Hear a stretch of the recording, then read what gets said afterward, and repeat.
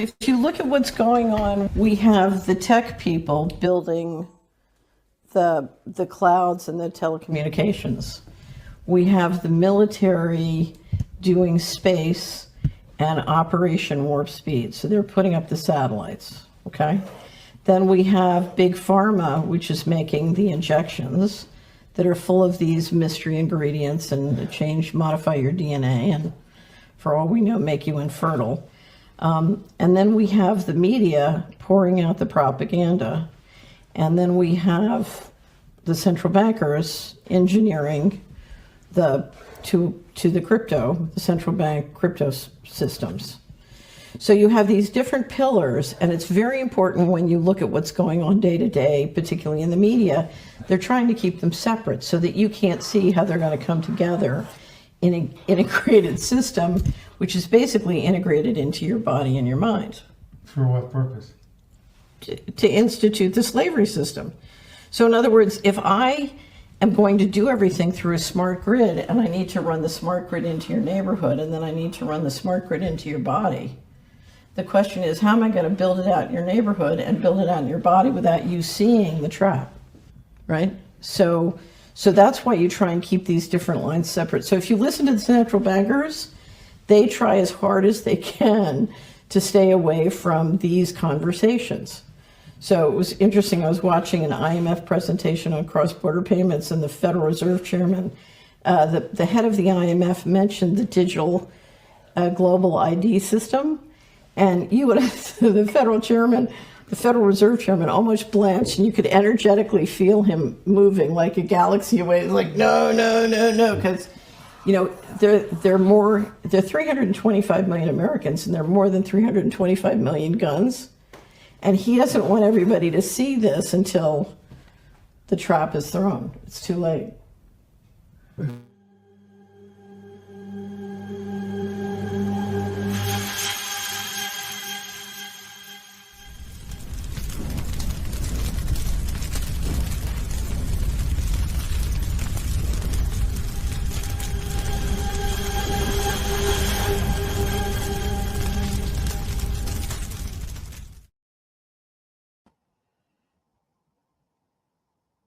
Welcome to the second panel of the Independent Media Alliance. Now today, the IMA brings you a panel on the rise of the digital ID and how it is a foundational part of the growing technocratic agenda.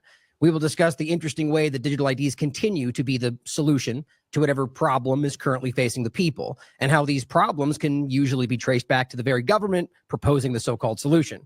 We will highlight the differing dialectics used to promote digital ID by the different sides of the government to give the illusion of opposition, yet show how all lead to the same outcome, and how all of this leads to the technocratic control structure that will enslave Democrats and Republicans alike. Joining today is Ian Davis and Whitney Webb, and probably some more that might come in after the fact. Now we're going to be discussing the digital ID and how it is rolling out around the world. Now there's no denying this obvious agenda and its potential influence over and restriction of your freedom and self-determination. So we're going to start today with the general point for those that might not know, interested how that's even possible is beyond me, but you're aware of the growing digital ID looming problem, and just kind of discuss what that is for those that might not know. So Whitney, Ian, how are you today? Very well, Ryan. Thanks very doing much great. for inviting me. Thanks, Ryan. So let's start with that. I think as much as it may seem like a kind of too broad of a question, it seems there's a lot of people out there that still may not really grasp what at least we think this is. So Whitney, if you want to start, just kind of, get into the idea of what digital ID is and start us off.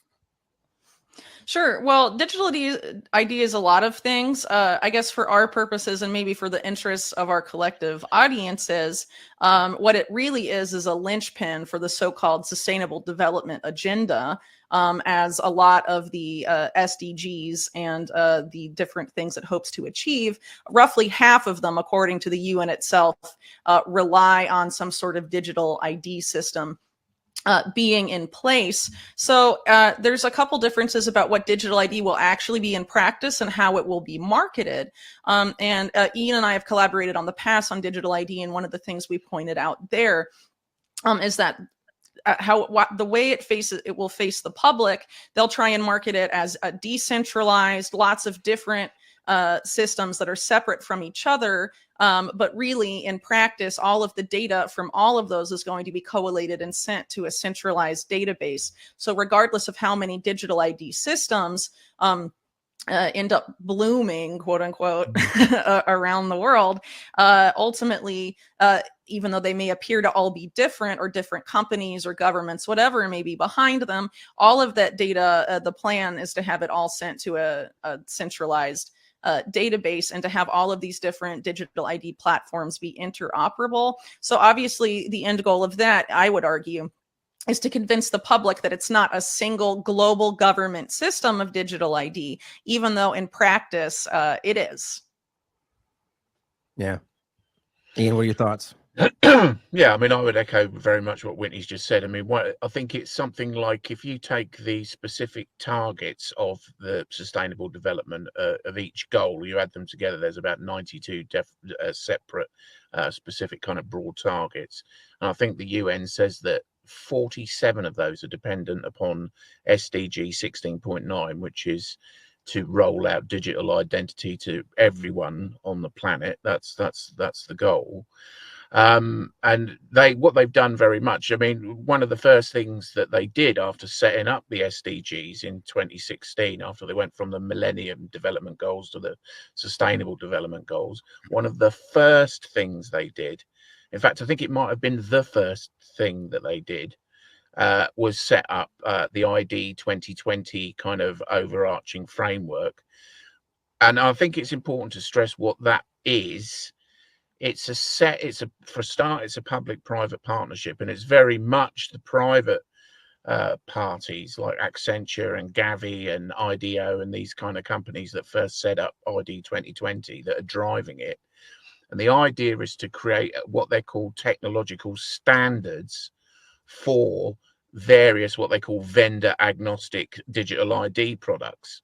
So they set up these kind of and there's a framework that they're building out with these kind of modular design platforms that enable the various vendors around the world to construct vendor agnostic digital ID products. But the point is, as long as the kind of technical specifications are centrally controlled, and there are a set of approved, like for example, the World Bank has got its ID 4D set of technological standards that are required for its interoperability with its database. So there's a whole smorgasbord of these different technological standards, but providing that the vendor, you know, whatever the private developer is that is developing the digital ID product, providing that they subscribe or to those standards, and that what World Bank says is that they want machine readable data, biometric data that is compatible with their, you know, with these sets of protocols and standards. And providing that the product does, then it doesn't really matter what it is. It could be a driving license, it could be a bank card, it could be a, you know, anything really, anything that you require ID, as long as it meets that, you know, those specifications, it will be interoperable, which means that the data can be harvested from that product. So I mean, even things like, you know, think like a store card or something like that, which, you know, might have a picture of your face on it, that's your biometric data.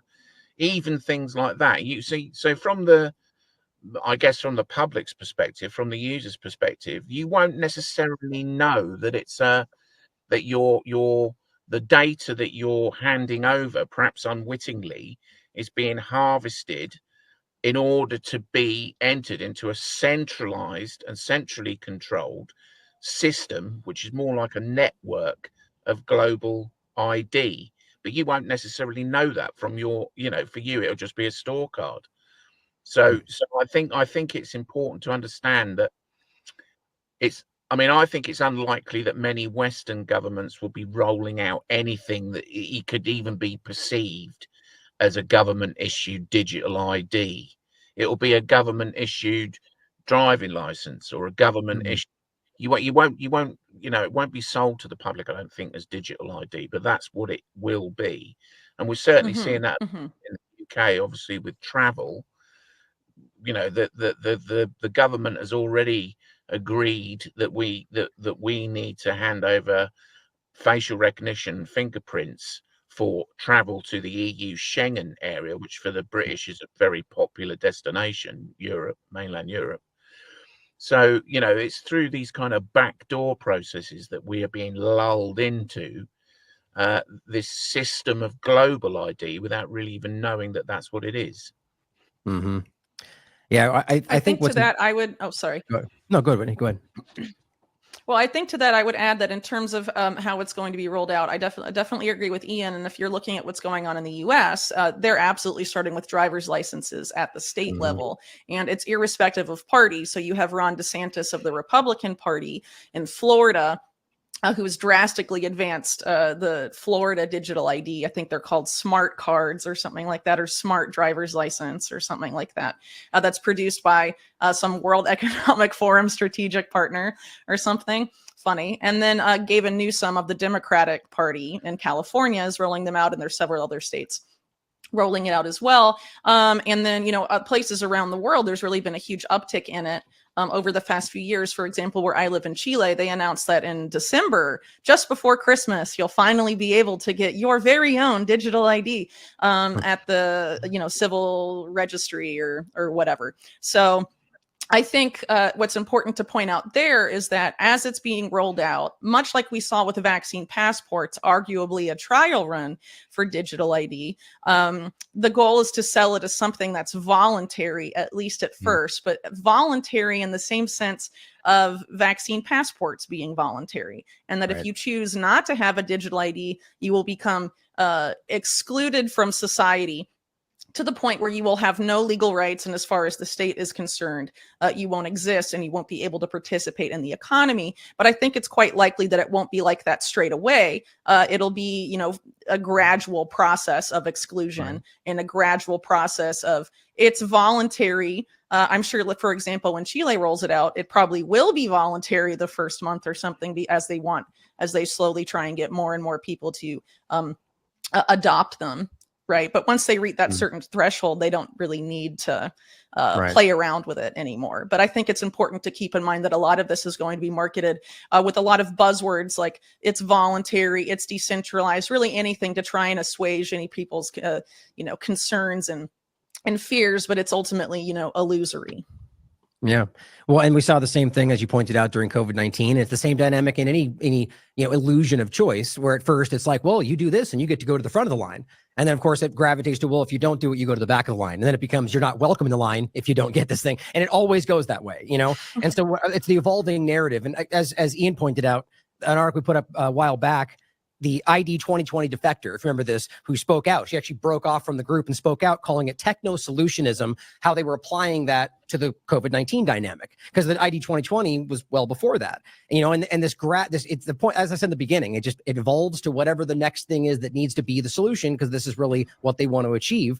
And the whole biometric thing I want to point out is something that really does, I think we're at a point where obviously that's concerning, but I think we're also, most people don't really, I don't think we fully grasp what that will mean 20, 50 years from now. The biometric data, as even with Whitney talking about being depersoned on social media, there's a weird overlap to where this goes that I see, it just concerns me. And I think what I would just discuss what it is, going back to what Catherine said in that clip in the opening, it's the step one into the larger control structure that really is, under the guise of something that helps you, or it's going to be a choice, as we're all saying, but ultimately it becomes a forced idea. So let's talk about how it's marketed, right? And this is something that we've been talking about a lot in all of our different channels as we discuss the different dialectics of the two parties. And really, it's always how that, in my opinion, that the two-party illusion always works to sort of give you different perspectives that distill you down to the one thing the government ultimately wants from you.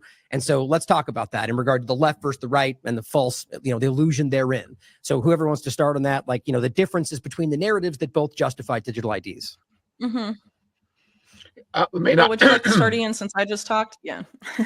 I don't mind. You can carry on if you want. Sure, it's fine with me. So I think it's pretty clear that the left and the right are both marketing digital ID as a solution to problems that their different bases want solutions for. But obviously the solution is as digital ID is the same and is actually unlikely to solve the problems they're claiming they will solve. And arguably some of the, really most of the crises that they're claiming to solve have been manufactured crises, potentially on purpose, with the express purpose of manufacturing consent for digital ID. So in Western countries where there tends to be a lot more of a concern about the implementation of these types of, identification documents or digital documents.